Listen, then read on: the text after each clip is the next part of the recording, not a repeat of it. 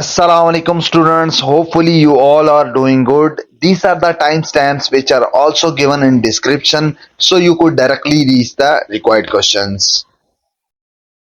Exercise 8.4 start करने से पहले उससे रिलेटेड कुछ चीजें पढ़ लेते हैं जो हम इस पूरी एक्सरसाइज में पढ़ेंगे। इस पूरी एक्सरसाइज में हम पढ़ेंगे एरिया ऑफ ट्रायंगुलर रीजन से रिलेटेड कि कोई भी ट्रायंगल अगर आपके पास गिवन हो तो उसके अंदर जो सारा एरिया है, ठीक है, ये ट्रायंगल आपके पास राइट एंगल ट्रायंगल की नहीं बात हो रही, रैंडम कोई भी ट्रायंगल हो तो इसके अंदर जो सारा एरिया है उसको निकालने के कितने तरीके हैं। ठीक है, तीन डिफरेंट केसेस हैं जो इसमें डिस्कस हुए हैं पूरी एक्सरसाइज में।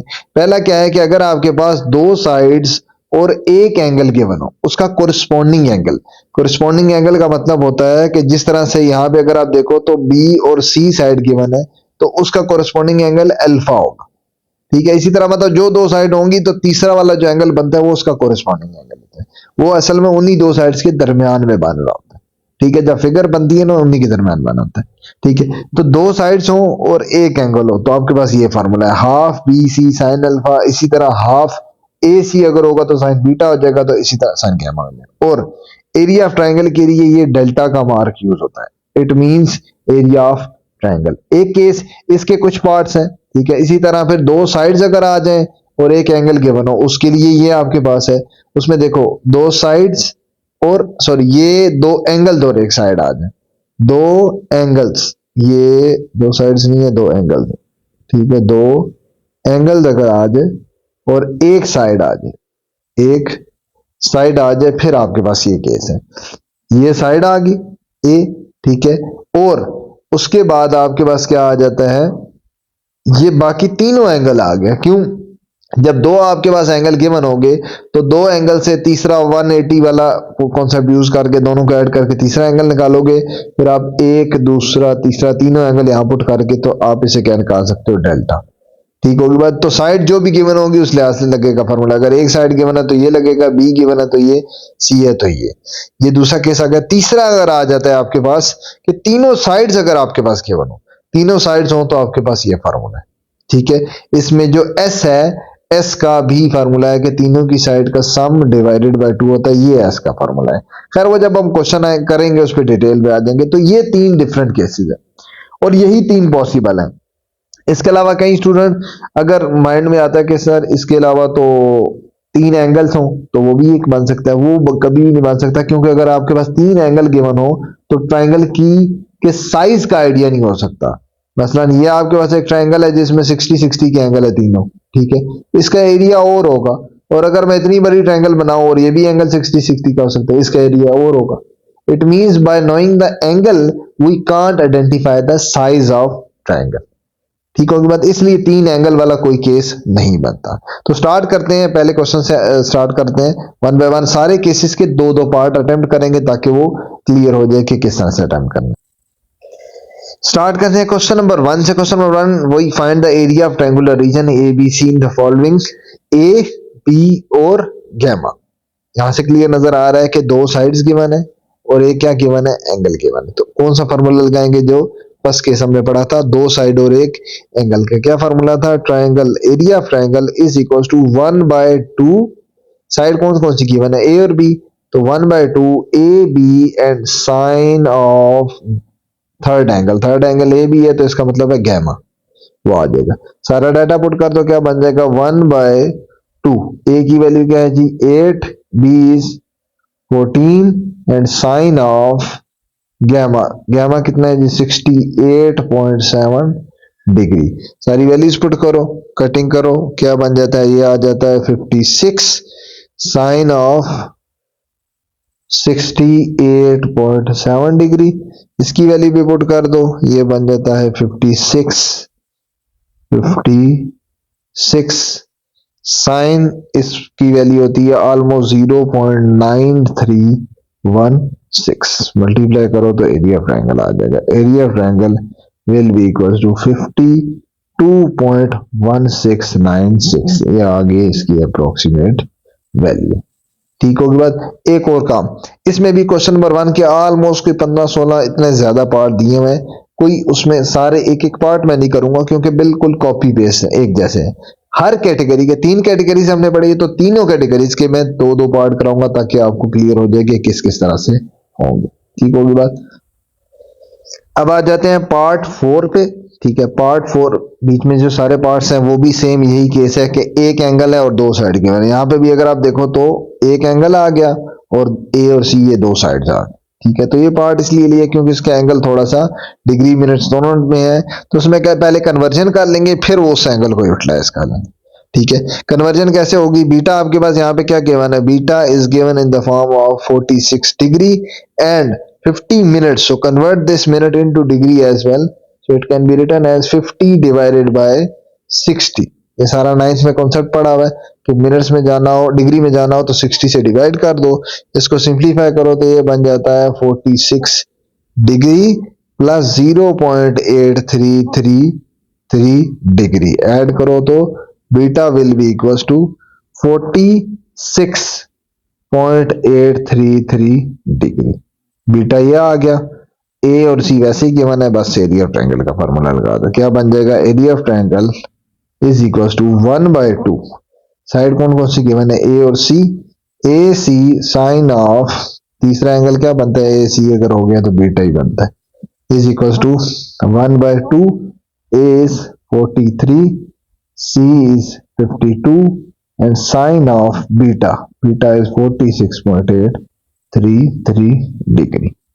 ठीक होगी बात। इस सारे को मल्टीप्लाई कैलकुलेट करेंगे, ये बन जाता है 1118। ये नंबर्स मल्टीप्लाई करके साथ आ जाता है साइन 46.3, इसकी वैल्यू क्या होती है? 0.7299 से एरिया ऑफ ट्रायंगल इन दो को मल्टीप्लाई कर दो, ये बन जाएगा area of triangle will be equal to approximately equal to 815.0182। ये आपके पास आ जाएगा एरिया ऑफ ट्रायंगल। उसके बाद आ जाते हैं पार्ट नंबर 10 पे। पार्ट नंबर 10 पे इसलिए क्योंकि दो उसके केसेस हमने कर लिए हैं। अब दो प्रॉब्लम हम इससे रिलेटेड सॉल्व करेंगे जब आपके पास एक साइड और दो एंगल गिवन हो। एंगल आपके पास क्या हो? दो। ठीक है, अब उसके लिए हमने फार्मूला नेक्स्ट पढ़ा हुआ है, लेकिन उस फार्मूला में हमने देखा कि हमें तीसरा एंगल भी चाहिए होता है। ठीक है, अगर तीसरा एंगल चाहिए होता है तो सबसे पहले तीसरा एंगल निकालोगे। देखो एज पहले तीसरा एंगल निकालोगे, ठीक है, उससे कैलकुलेट करके आंसर निकालोगे, फिर आप वैल्यू निकालोगे। उसके लिए भी एक और काम ये कर लो कि पहले आप ये जो, बल्कि इसी तरह as in triangle in any triangle, in any triangle, हर ट्रायंगल में क्या होता है? Alpha plus beta plus gamma is equal to 180 होता है। तो सारे की वैल्यू यहां पुट करो तो क्या बनेगा? Alpha, this implies that alpha will be as it is. Beta क्या बना? बीटा हमारे पास आ जाएगा 30 डिग्री 15 मिनट्स। ठीक है, उसके अलावा गैमा क्या आ गया? Plus 110 degree equal to 180। ठीक है, उधर जाके माइनस हो जाएगा तो अल्फा क्या बनेगा? अल्फा विल बी 180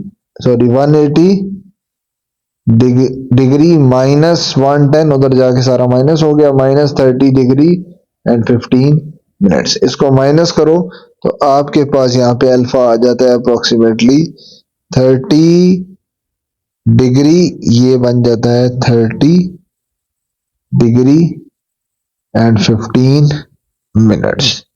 ये आपके पास नहीं, सॉरी ये बनेगा 39 degree, 30 degree 39 degree and 45 minutes. ये आपके पास आ जाएगा अल्फा। ठीक है, आपके पास बीटा ऑलरेडी पता है, गैमा भी आपको पता है। ठीक है, अब एक और काम भी कर लो, ये डिग्री मिनट्स वगैरह जो है इसको सारे को डिग्री में कन्वर्ट करो और फिर हम एरिया ऑफ ट्रायंगल में फार्मूला में पुट कर देंगे। उस कन्वर्जन के लिए जिस तरह हम पहले करते आ रहे हैं, किस तरह से? Beta will be equals to, convert करते हैं 30 डिग्री 15 मिनट है ना, तो मिनट को भी आप कर लो 15 डिवाइडेड बाय 60 और ये भी किस में चला गया? डिग्रीज में। इसको सिंप्लीफाई करो, क्या बनेगा? 30 डिग्री प्लस 0.25 डिग्री, ये आ जाएगा, this implies that beta will be equals to 30.25 degree. ये मेरे पास आ गया है बीटा। ठीक है, in the form of only degrees, ठीक है, in the form of degree, ताकि कैलकुलेशन आसान हो जाए। इसी तरह अल्फा को भी डिग्री में कर लो। अल्फा हमारे पास ये है, अल्फा को भी कन्वर्ट करूंगा तो क्या बनेगा, 39 डिग्री 45 मिनट्स है, तो उसको लिख दूंगा प्लस 45 डिवाइडेड बाय, उसको भी 60 से कर दूंगा, और ये भी किस में चला जाएगा, डिग्रीज में, will be equal to 39 degree plus 0.75 degree. This implies that alpha will be equal to 39.75 degree.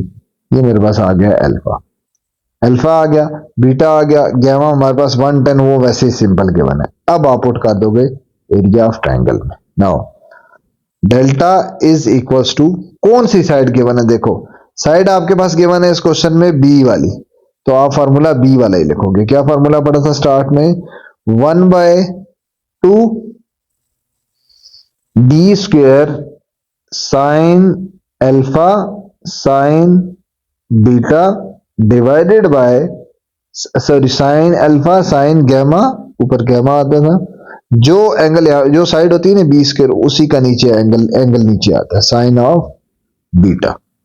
ठीक होगी बात, सारी वैल्यू अब यहां पे पुट कर दें। ये फार्मूला ये आपने शुरू में याद रखना, जब ये याद कर लोगे बस जस्ट इसके बाद पुटिंग है, क्या बनेगा 1/2 21, क्योंकि इसकी वैल्यू क्या है बी की, B is 21, so 1/2 of 21 square and sine alpha, alpha कितना है जी 39.75, फिर उसके बाद क्या है साइन ऑफ गैमा, गैमा कितना है, गैमा है जी 110 डिग्री डिवाइडेड बाय, नीचे क्या आ जाएगा साइन ऑफ बीटा, बीटा अभी कितना निकला है हमारे पास 30.25 डिग्री। ठीक होगी बात, इस सब की वैल्यूज आप पुट करेंगे।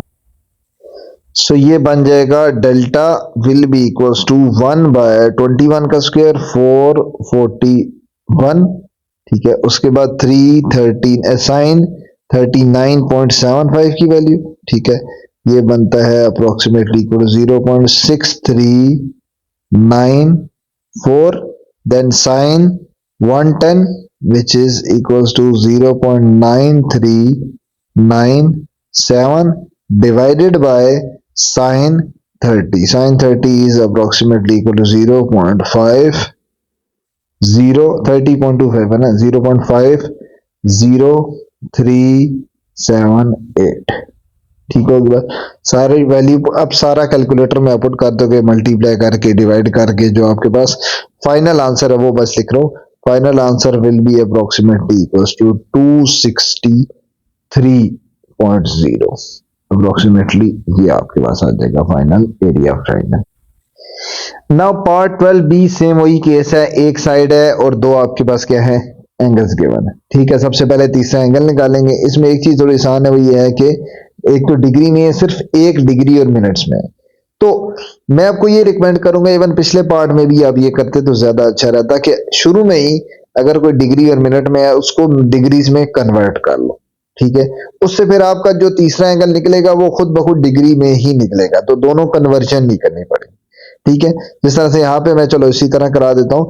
आपके पास दो एंगल आए हुए, एक अल्फा एक बीटा, अल्फा तो एक अल्फा और एक गैमा है। अल्फा तो डिग्री में ही है, ठीक है, लेकिन जो गैमा डिग्री में नहीं है पहले इसको कन्वर्ट कर लो। Gamma is given in the form of degree and minutes.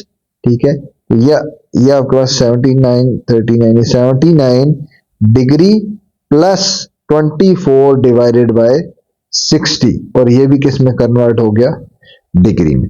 इसको कन्वर्ट करो, क्या बन जाता है 79 डिग्री प्लस 0.4 डिग्री, और इसको सिंप्लीफाई करो तो ये बन जाता है 79.4 degree. This implies that gamma is equal to 79.4 degree.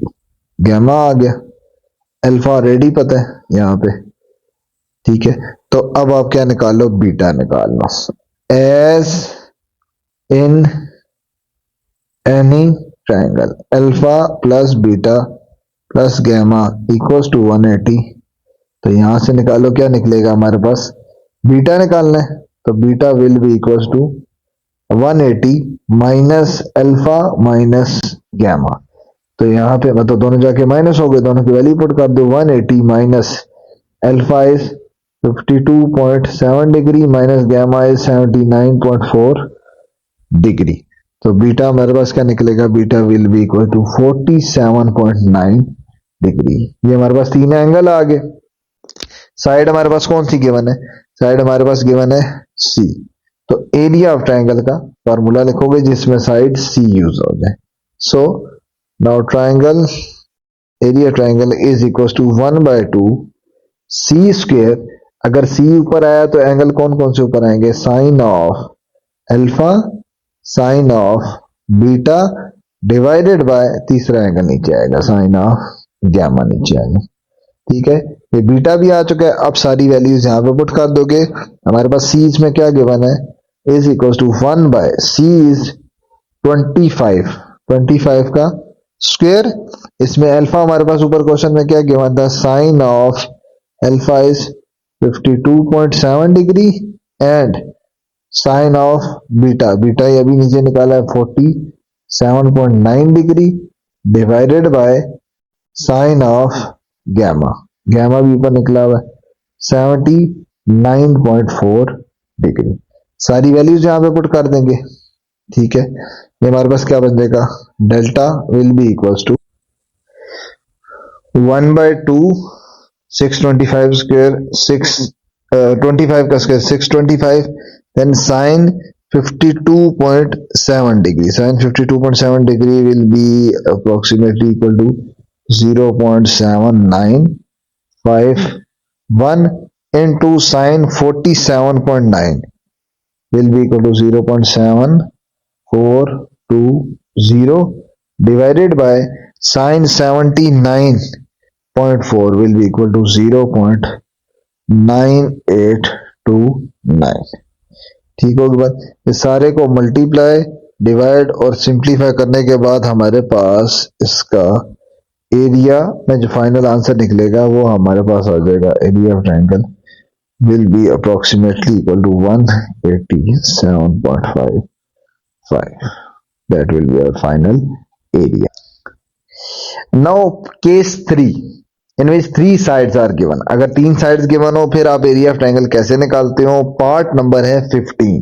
ठीक है, बीच में भी एक पार्ट है, 5th पार्ट आई थिंक वो भी है जिसमें 3 साइड गिवन होती है, वो भी हो जाता है 15 से ऑनवर्ड एंड तक सारे इसी तरह हो जाते हैं। ठीक है, और बीच में भी जो पार्ट्स हैं, ये मैंने इसलिए ये वाला पार्ट दिया फ्रैक्शन वाला पार्ट, तो थोड़ा सा जो मुश्किल या थोड़ा सा कैलकुलेशन वाइज ज्यादा होता है वो मैं एटलीस्ट यहाँ पे लाजमी परफॉर्म कराता हूँ कि ये हो जाए सिंपल वाला, फिर आपका इजीली ताकि आपसे हो जाए। ठीक है, अब यहाँ पे हमारे पास 3 है तो जाहिर सी बात है तीनों साइड्स हैं, ये आपके पास ए आ गई, ये आपके पास क्या आ गई बी, और ये क्या आ गई सी। हमारे पास जो फार्मूला है एरिया ऑफ ट्रायंगल का वो हमें पता है क्या है, under root S into S minus A S minus B S minus C. इसका मतलब है सबके लिए पहले तो चाहिए एस।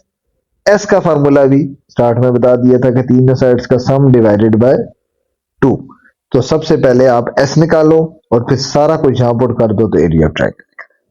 ठीक है, इस पूरे फार्मूला में पुट कर दो, क्या बनेगा हमारे पास, ये बनेगा S will be equal to A 1/2 plus B plus 1/3 and plus 1/4। A plus B plus C हो गए, तीनों हो गए, डिवाइडेड बाय 2, तीनों 2 से डिवाइड हो गए। अब ऊपर अगर देखो तो एलसीएम हमारा क्या बनता है, इस सारे का एलसीएम जो आता है ये आ जाता है 12 एलसीएम 12। अगर आप एक एक करके सबसे मल्टीप्लाई करो, इससे भी 12 करो, ठीक है, जो एलसीएम की कैलकुलेशन होती है, इसे भी करो इससे भी करो, तो क्या बचता जाएगा, इससे करेंगे तो 6 प्लस 4 प्लस 3 डिवाइडेड बाय, ये तो इसका एलसीएम था, नीचे वाला 2 तो एज इट इज ही है, तो वो आपके पास एज इट इज आ गया। ठीक है, इसको मैं जरा यहाँ पे इसके साथ जोड़ के लिख देता हूँ ताकि कंफ्यूजन ना। इसको फर्दर सिंप्लीफाई करो तो ये वाला 2 आपका इधर जाके मल्टीप्लाई हो जाएगा, क्या बनेगा, ऊपर वाला सारा सम हो गए 13 हो जाएगा डिवाइडेड बाय 6 2 20, और ये आपके पास निकला है एस। ये किसकी वैल्यू निकल आई, एस की। ए बी सी की वैसे ही पता है, अब सारे का सारा कहां पुट कर दोगे, in the formula of delta. तो क्या बनेगा हमारे पास delta will be equal to under root S into S minus A. S क्या आया जी 13 डिवाइडेड बाय 24। मैं इसी फार्मूला में पुट कर रहा हूं सारा कुछ, ये जो फॉर्मूला लिखा है ना यहाँ सारा पुट कर 13/24s, फिर आपका आएगा s माइनस ए क्या है जी 1/2, फिर आपका आएगा दोबारा से s/24 माइनस बी क्या है 1/3, देन c क्या है s 13/24 माइनस 1/4, ये मैंने कर दिया -1/1। अब अंदर सबके एलसीएम लेंगे, एलसीएम लेके सारा सिंप्लीफाई कर देंगे। ठीक है, यहाँ पे थोड़ा सा मैं डायरेक्टली कर दूंगा, एक स्टेप करके आगे फिर मैं आप कैलकुलेटर पे बस पुट कर दोगे। ये क्या बनेगा, एलसीएम वेरिएबल इसके नीचे 2 है तो एलसीएम हो जाएगा 13 माइनस 12 डिवाइडेड बाय 24, क्योंकि एलसीएम इसका क्या है 24। 24 जब पहले से मल्टीप्लाई होता है तो पूरा कैंसिल हो जाता है, जब दूसरे से होता है तो 24 इस 2 से कैंसिल होता है और ऊपर कितना बच जाता है 12, वो साथ आ जाएगा। सेम सारा प्रोसेस हर एक में ये अतः ये सारा तो काम आपका वही है जो एलसीएम आप छोटी क्लासेस में पढ़ते रहे हो, 9th में डिटेल में पढ़ते रहे, ये आ जाएगा। इसके साथ बचेगा 8। इसी तरह नेक्स्ट है एलसीएम क्या आएगा नीचे 24। 24 जब 13 से मल्टीप्लाई होगा तो 24 पूरा कैंसिल, 13 एज इट इज। इसी तरह जब यहाँ पे 25 मल्टीप्लाई होता है तो ये कैंसिल होता है, ये बचता है 6, वो 6 मल्टीप्लाई हो जाता है। ठीक है, तो इसमें ये स्टेप मैंने कर दिया जो कि आपका हर एक में हुआ है। 24 इससे कैंसिल होता है 8, इसी तरह 24 इससे भी मल्टीप्लाई होता है, हर एक से होता है, ये से कट जाता है तो कितना बचता है 12। ये आंसर आगे, इसको प्लस माइनस करो तो क्या बनता है हमारे पास अंडर रूट, ये सारा सिंप्लीफाई करके बन जाता है 13/24 एज इट इज। ठीक है, नेक्स्ट सिंप्लीफाई करके माइनस करके 1/24, नेक्स्ट 5/24 और नेक्स्ट 7/24। तो 24 नीचे 4 बार आ गए, ऊपर आपस में मल्टीप्लाई नीचे मल्टीप्लाई, ये क्या बनेगा अंडर रूट, ऊपर बनता है 455 और नीचे बनता है 24 की पावर 4, समझो आ जाता है। ठीक है, 24 की पावर 4 आप अंडर रूट से काटो तो स्क्वायर बच जाता है, वैसे भी कर सकते हो और इस तरह से भी कर सकते हो। अंडर रूट 455 उसका एग्जैक्ट आंसर नहीं है, तो ये क्या आएगा 21.3307 डिवाइडेड बाय नीचे 24 की पावर 4 है, उसमें से 2 कटी है तो 24 का स्क्वायर बचेगा।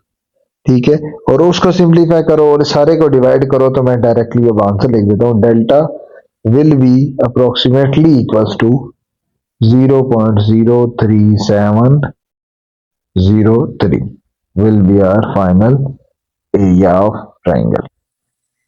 सिमिलरली इसका जो 17th पार्ट है उसमें भी यही है। ठीक है, उसमें भी आपके पास क्या गिवन है, इसको भी सेम उसी तरह करेंगे, 3 साइड्स हैं तो बस उसी फार्मूला में पुट करके सबसे पहले एस चाहिए होगा। ठीक है, फार्मूला हमने पहले भी जिस तरह से लिखा है, पहले एस चाहिए तो एस कैलकुलेट करते हैं, S is equals to sum of 3 sides divided by 2 A B C, तीनों गिवन है, यहाँ पे पुट कर देते हैं, क्या बन जाएगा 1.6 प्लस 2.6 प्लस 4.1 डिवाइडेड बाय 2, सारों को ऐड किया, ये बन जाएगा 8.3 डिवाइडेड बाय 2 डिवाइड करके अप्रोक्सीमेटली एस आ जाएगा 4.15, ये हमारे पास आ गया जी एस। ठीक है, अब एस क्यों चाहिए, एरिया ऑफ ट्रायंगल के फार्मूला पुट करते हैं, area of triangle is equal to S into S minus A, S minus B and S minus C. सारा डाटा यहां पे पुट कर देते हैं, क्या बन जाएगा under root 4.15 into 4.15 minus 1.6 then 4.15 minus 2.6 and 4.15 minus 4.1, ये सारे को आपस में माइनस किया, ये बन जाएगा 4.15, ये तो एज इट इज। नेक्स्ट बनेगा 2.55 1.55 एंड 0.05, इस सारे को आपस में मल्टीप्लाई करके बन जाएगा अप्रोक्सीमेटली अंडर रूट 0.8215 और इसका अंडर रूट लो तो area of triangle will be 0.9064। ये आपके पास आ जाएगा फाइनल एरिया ऑफ ट्राइंगल। तो क्वेश्चन नंबर 1 में हमने तीनों केसेस कवर कर लिए, ठीक है। आगे इवन पूरी एक्सरसाइज में ये तीनों केसेस, सिर्फ आगे वर्ड प्रॉब्लम्स की फॉर्म में गिवन होंगे, बाकी काम इसमें यही है। इस एक्सरसाइज में कुछ ज्यादा लेंथी काम नहीं। उसके बाद क्वेश्चन नंबर 2 में क्या है, the adjacent sides of a parallelogram ABCD measures 12 and 15। एक पैरेललोग्राम है, ठीक है। अगर आप एक रैंडम सेट पैरेललोग्राम बना लो, ठीक है, उसके वो क्या कह रहे हैं कि दो एडजेसेंट जो साइड है, साथ साथ वाली साइड है, एक ही है 12 और एक कितना है 15, थोड़ी सी बड़ी है तो उसको 15 रख लिए, ठीक है। उसके बाद the measure of one angle of parallelogram is 135। एक एंगल, अब यहाँ पे जहरी सी बात है, नजर आ रहा है ये एंगल आपका 190 से बड़ा कुछ लग रहा है, तो यही फिर आपका क्या हो सकता है 135 जो उसमें बन है, या ये भी 135, दोनों इक्वल होते हैं, ठीक है। बाकी तो नहीं पता, लेकिन सिर्फ ये, इससे हमारा काम चल जाएगा। बताना क्या, find the area of parallelogram. Parallelogram के एरिया का फार्मूला अपने लगा देना है। वो क्या होता है, ट्राइंगल का डबल होता है, ठीक है। ट्राइंगल के लिए जिस तरह से फार्मूला, अगर आप इसकी साइड्स के नाम दो तो क्या दोगे, देखो ये आपके पास अगर साइड A है, ये आपके पास साइड B है, तो एंगल मैंने क्या बताया था, जो A और B में हमेशा बनता है वो तीसरा एंगल बनता है, मतलब फिर यहाँ पे हमेशा एंगल गैमा ही लोगे आप, ठीक है। इवन कि अगर आप इसको कंप्लीट करते हैं ना, ये कुछ इस तरह का केस होता है, ये ट्राइंगल होती है। अगर आप देखो ये डॉटेड लाइन जो बनाई है मैंने, डॉटेड लाइन का हाफ इधर है हाफ उधर, मतलब एक ट्राइंगल इधर पड़ी है, उतना ही एरिया की ट्राइंगल उधर पड़ी होती है, ठीक है। तो ये जो फॉर्मूला था ना, half AB cos sine of gamma, तो ये बस हाफ हटा देना होता है, तो ये एरिया ऑफ पैरेललोग्राम बन जाता है, एरिया ऑफ पैरेललोग्राम। सारे वही फॉर्मूला होता है, सिर्फ 1/2 वाला पोर्शन हट जाता है, 1/2 की बजाय वो खत्म हो जाता है, सिर्फ AB साइन ऑफ गैमा आ जाता है, ठीक है। तो ये वैसे फिगर इसलिए समझाने के लिए बनाई है कि क्यों हटता है। ट्राइंगल हाफ होती है और पैरेललोग्राम उसका डबल होता है, मतलब ट्राइंगल का डबल, दो ट्राइंगल मिलाओ तो एक पैरेललोग्राम बन जाता है, ठीक है। तो जिस तरह से शेप में मैंने बनाया, तो यहाँ पे जस्ट वैल्यू पुट कर दूंगे। ए क्या है 15 and B is 12 sine of 135 degree, ठीक है। इन दोनों का आपस में मल्टीप्लाई करो तो ये बन जाता है 180 इनटू ये 0.707, इसको आपस में मल्टीप्लाई करो तो ये बन जाएगा, area will be 127.278। Now in question number 3, three streets intersect in pairs enclosing a small triangular park. The measure of distances between intersections are this। क्या कह रहे हैं कि इस तरह से एक पार्क है जिसकी एक ट्रायंगुलर शेप है, ठीक है, और ये पार्क जो है वो सराउंड हुआ हुआ है 3 डिफरेंट, आप कह सकते हो स्ट्रीट से, ठीक है। ये आपके पास आ गई स्ट्रीट्स, ठीक है, और ये 3 जो स्ट्रीट्स दी हुई है इनकी लेंथ दी है 30, 34 एंड 27। ये समझो एक 27 है, एक हमारे पास 30 है और एक क्या है 34। तो इसी लिहाज से इसको क्या कर दिए, नाम दे दे। इसको नाम दे दो कि हमारे पास एक A है, एक B है और एक क्या है C है। उस ट्रायंगल की 3 साइड्स आ गई। हमने क्या बताना है, पार्क का एरिया। पार्क का एरिया मतलब कि ये सारा पार्क है, इसका एरिया बताना है। तो इन शॉर्ट जो हम पहले क्वेश्चन करते रहे, 3 साइड्स गिवन है और उसका एरिया निकाल, ठीक है। तो उस केस में हम क्या करते थे, delta equal to under root S into S minus, वो पूरा कंप्लीट फार्मूला लगाते थे, जिसके लिए मुझे पहले S चाहिए होता था, फिर फार्मूला लगा लेते, ठीक है। तो 3 साइड वाला केस है वो हम पढ़ेंगे, उसके लिए पहले S निकाल लेते हैं। S is equal to A plus B plus C divided by 2। सारा डाटा यहाँ पे पुट कर देते हैं, क्या बन जाएगा 30 प्लस 34 प्लस 27 डिवाइडेड बाय 2। इस सारे को डिवाइड किया तो ये बन जाता है 91/2। 91/2, 91/2 का मतलब आ गया 45.5। That will be our S। ये हमारे पास आ गया S, ठीक है। अब आप एरिया ऑफ ट्रायंगल फाइंड कर लो। एरिया ऑफ ट्रायंगल का फॉर्मूला क्या है जी, एरिया ऑफ ट्रायंगल का delta is equal to S into S minus A into S minus B into S minus C whole under root.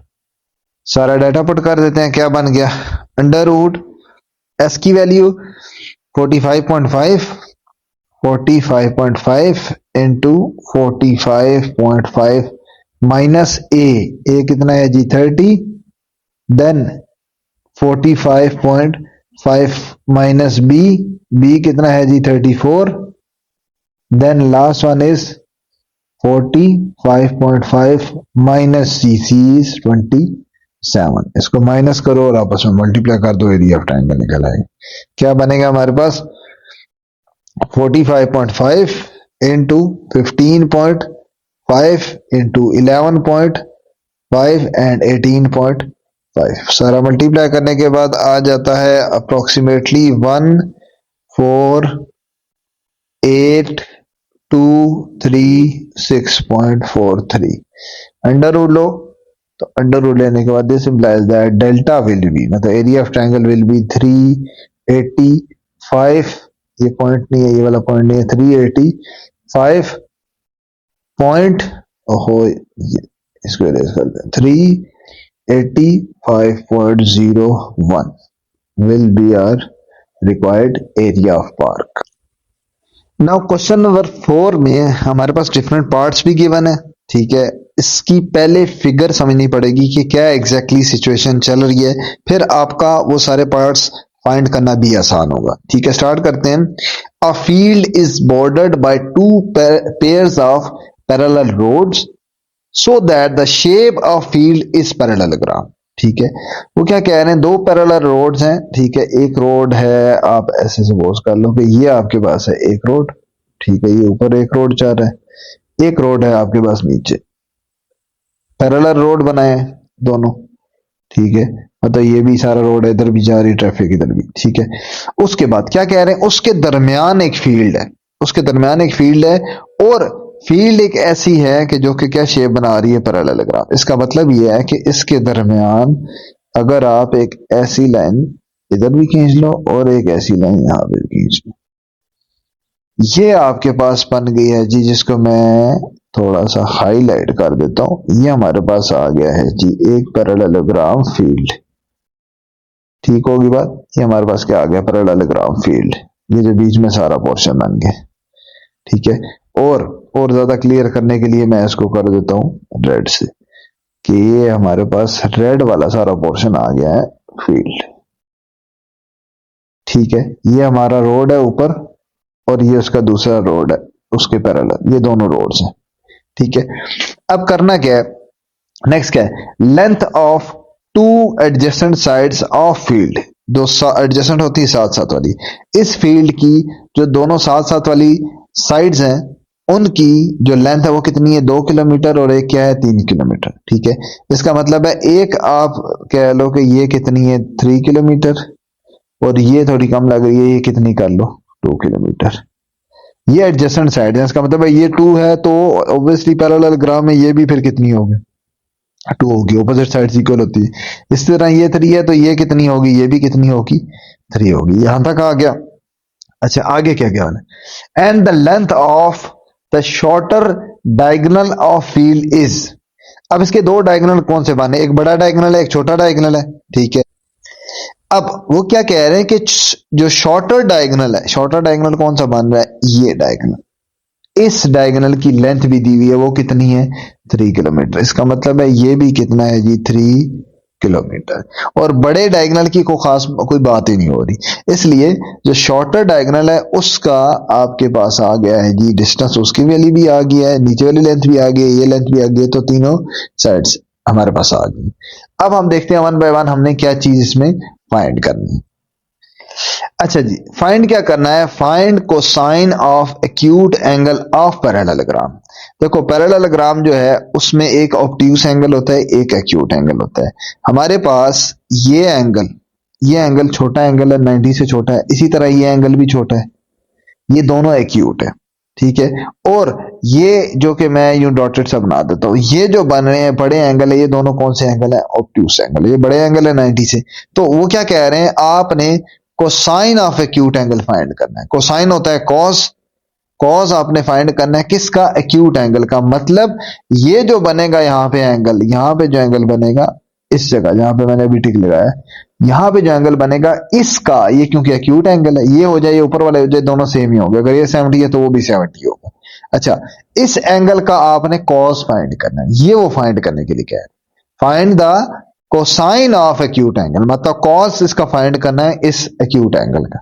ठीक है। अच्छा, ये कैसे फाइंड होगा, सिंपल सी बात है। ये आप कैसे फाइंड होगा, सबसे पहले तो उसको नाम देंगे कि क्या नाम दिया जाए इसको। अगर मैं यहां पे नेमिंग इस तरह से करूं, मैं फिलहाल ये ट्राइंगल कंसीडर करूं क्योंकि मेरी कैलकुलेशन जो है ट्राइंगल के लिहाज से होती है।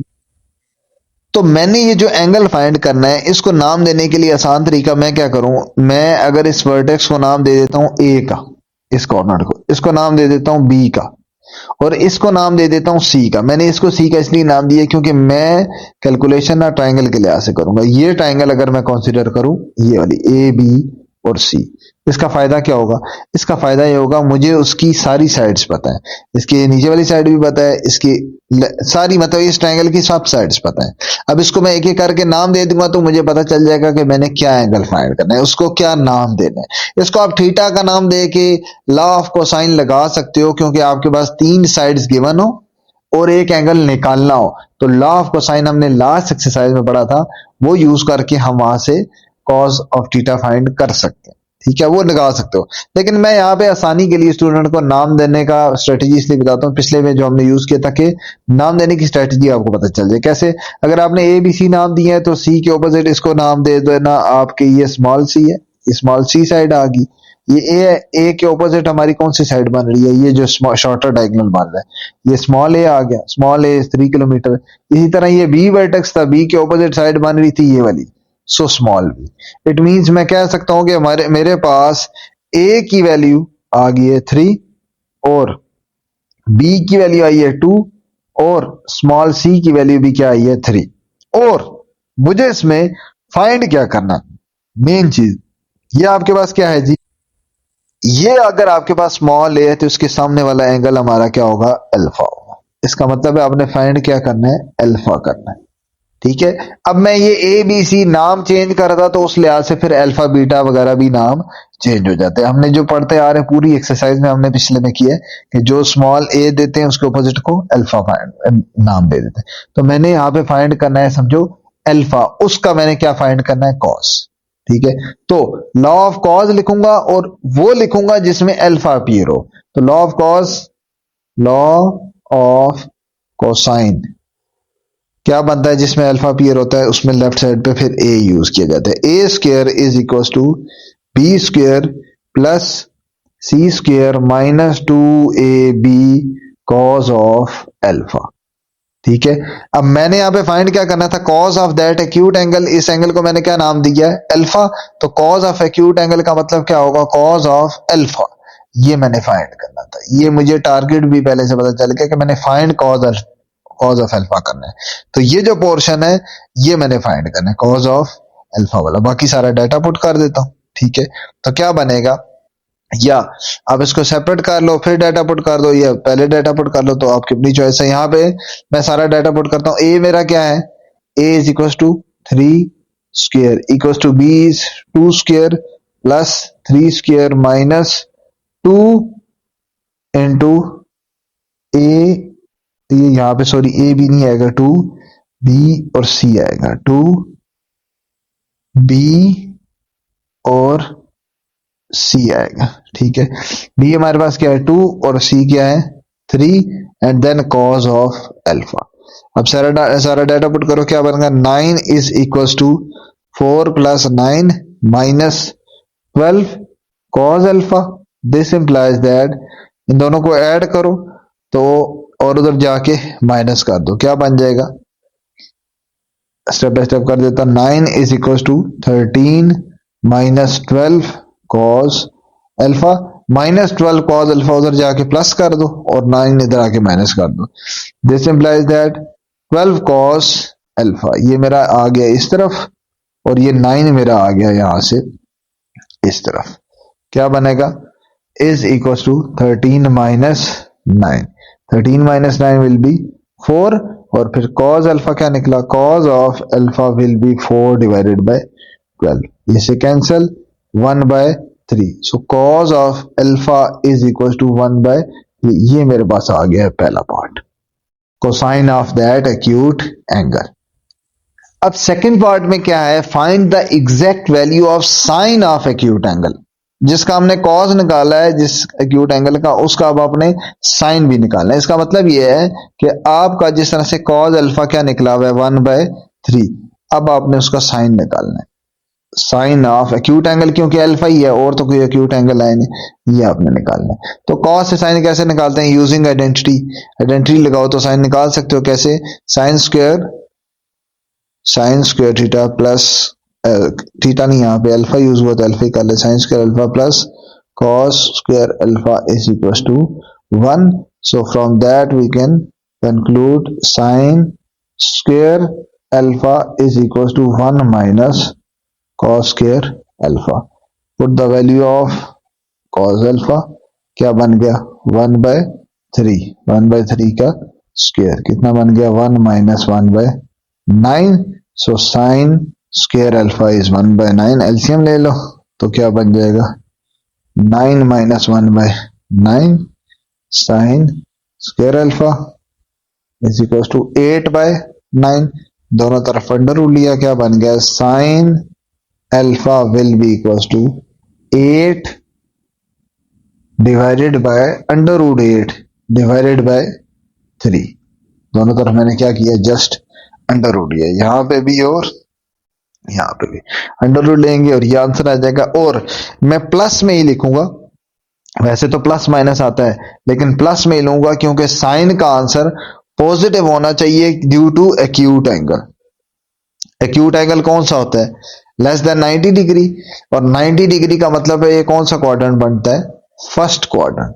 फर्स्ट क्वाड्रेंट में साइन कॉस टेन सारे ही पॉजिटिव होते हैं, इसलिए फर्स्ट क्वाड्रेंट है तो sine alpha will be equal to this one, या ये भी लिख सकते हो 2√2 डिवाइडेड बाय 3, ये भी इसकी सिंप्लीफाइड फॉर्म हो सकती है, ये वैल्यू निकल आएगी sine of that acute angle. Now third part क्या है इसमें, part c, find the, now part c में find the exact value of area of field. ठीक है, एरिया ऑफ फील्ड, फील्ड हमने देखा था, फील्ड क्या था पैरेललोग्राम, तो एक पैरेललोग्राम का अगर आपने एरिया निकालना हो तो हमने क्या फार्मूला पढ़ा हुआ है, area of parallelogram, area of, यहां पे मैं इसको पूरा लिख देता हूं, दोबारा फार्मूला लिख देता हूं, एरिया ऑफ पैरेललोग्राम सेम था ट्रायंगल वाला, सिर्फ उसमें हाफ नहीं आता था। ठीक है, उसमें सिर्फ हाफ नहीं आता था, तो 1/2 की बजाय simple A B sine of theta या अल्फा, जो भी एंगल बनना हो, यहाँ पे अल्फा बन रहा है तो अल्फा आ जाएगा। जस्ट यहाँ पे सारी वैल्यूज पुट कर देनी है। ए क्या है हमारे पास, a is 2 and b is 3 and sine of alpha, sine of alpha जो कि मैंने अभी ऊपर निकाला क्या है जी, √2/3, बस इसको मल्टीप्लाई कर दोगे, सारी कटिंग ये 3 से कैंसिल, ये बन जाएगा 4√2, ये हमारे पास आ जाएगा area of parallelogram. Now last part basically ऐसी एडिशनल पार्ट बना दी है वो सेम पिछले वाले, ये find the area of field to nearest integer, मतलब वहां पे हमारे पास जो अंडर रूट इस फॉर्म में निकला हुआ है तो इंटीजर्स की फॉर्म में, पॉइंट्स की फॉर्म में एग्जैक्ट आंसर निकालें। ठीक है, तो हमारे पास एरिया क्या निकला हुआ था, एरिया निकला हुआ था 4√2, तो एग्जैक्ट के लिए क्या कर लेंगे 4 इंटू √2 निकालेंगे, कैलकुलेटर पे जो होता है 1.414, और मल्टीप्लाई करेंगे तो ये आ जाएगा अप्रोक्सीमेटली 5.66, ये मेरे पास आ जाएगा एरिया